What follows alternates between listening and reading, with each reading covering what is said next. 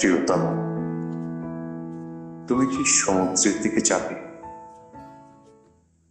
বহুদিন হলো আমাদের পাশাপাশি দাঁড়িয়ে সমুদ্রের ঢেউ কম হয়।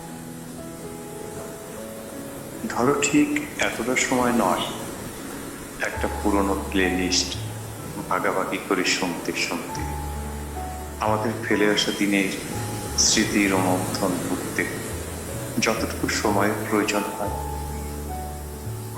দীর্ঘক্ষণ দাঁড়িয়ে থাকার পর হয়তো তোমার মনে হবে আমাদের হাঁটা দরকার, আর আমার মনে হবে আমাদের কোথাও দরকার একটু বর্ষা। এর মাঝে হয়তো তুমুল ঝড় হয়ে যাবে সমুদ্র,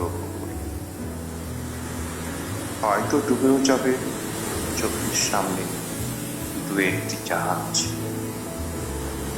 আবহাওয়া অধিদপ্তর ভুলে যাবে দিতে সঠিক পূর্বাভাস। হৃদয়ের হয়তো ঘটে যাবে ব্যাপক ক্ষয়ক্ষতি। এরপর হয়তো ধরো তুমি খোপা খুলে দিলে, কিছুটা শান্ত পেয়ে এলে, তখন হয়তো আবার বলব, প্রিয়তম, তুমি কি আমার সঙ্গে একটু সমুদ্রের দিকে যাবে? বাকি ঢেউগুলো একসাথে করে শেষ করা ভীষণ দরকার।